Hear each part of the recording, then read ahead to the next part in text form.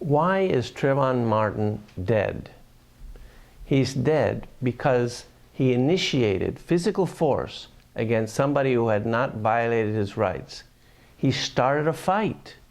He punched Zimmerman in the face, knocked him down, and then when he was on the ground, he started to pummel him, ground and pound. And guess what? Zimmerman had a gun and had to shoot him in self-defense.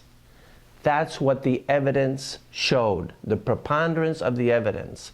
There was a neighbor who saw Trayvon Martin on top of Zimmerman. Zimmerman was the one who was calling for help. Overwhelming evidence to this fact. The physical facts, the physical circumstances, the physical evidence all supported Zimmerman's view and testimony and theory and story. The police believed it. Why? Because it was consistent with all the evidence. So why did they go ahead with this? We'll talk about that later. But the point is that Trayvon Martin was responsible for his own death. If he had not started the fight, he would not be dead. He could have run away. He could have walked away.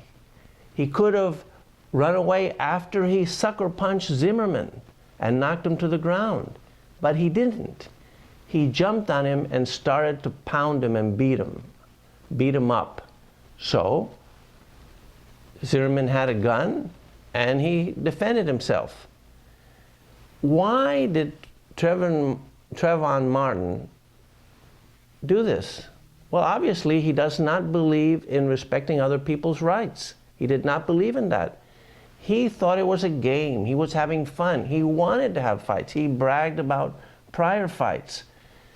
This is the moral principle that he did not have, and he paid the price for not having the right moral principle, which is to respect other people's rights and not to initiate physical force against other people.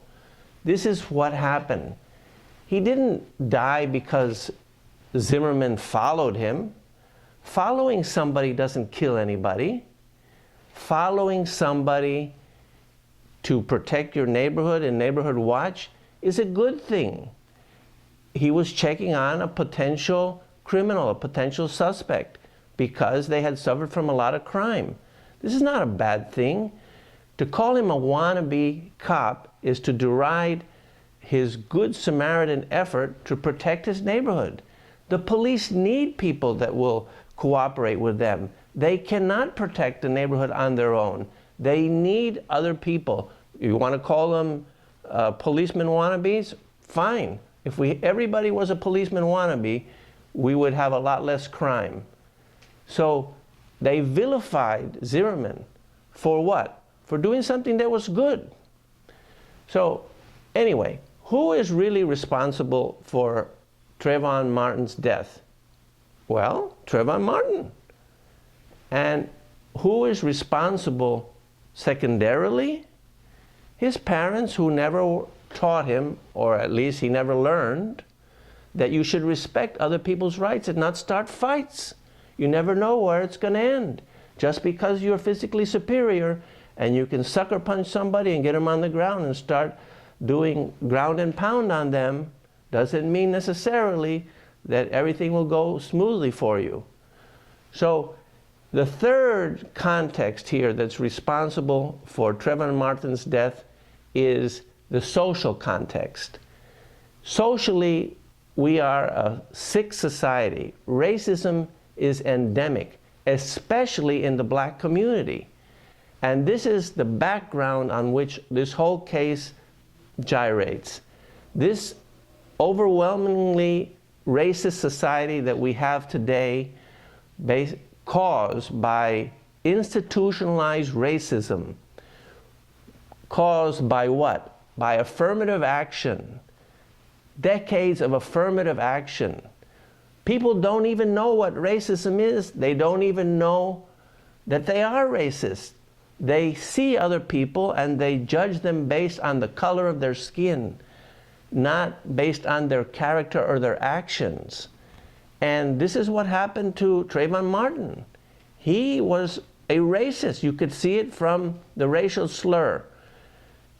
I can't get into his heart to know that he hated white people, but it wouldn't surprise me because it's endemic in the black community. And they don't even realize it. If you want to take a look at some of the interviews I've done with black politicians, I explore the issue of what is racism and whether they have racist views. And they don't even realize that they do, because they evaluate people based on the group from which they come, not on the individual actions. That's the fundamental mistake. If you don't believe me, consider these facts. Were all the black analysts thinking that Zimmerman was guilty and were totally against the analysis I just made? Absolutely. What happened when O.J. Simpson was declared innocent? Oh, the black community celebrated. Why? They think it's like a game, like a football game. It's us against you, and we won. Our guy won. Our black guy won. What happened here? Well, it was obvious and clear, but still they went ahead with the case. This is not a case that should have been taken. The police, the local police, concluded that there was no probable cause. And when we saw the evidence, we saw why. There wasn't any probable cause. But they went ahead anyway because of the racial politics. The president injected himself in the judicial process, law enforcement process that's local, that has nothing to do with the president. The so-called black leaders protested and rallied in favor of prosecution. So they got it. And they made Zimmerman go through the hell of a criminal process. Zimmerman lucked out. He didn't have to go to jail. But the next person may not be so lucky.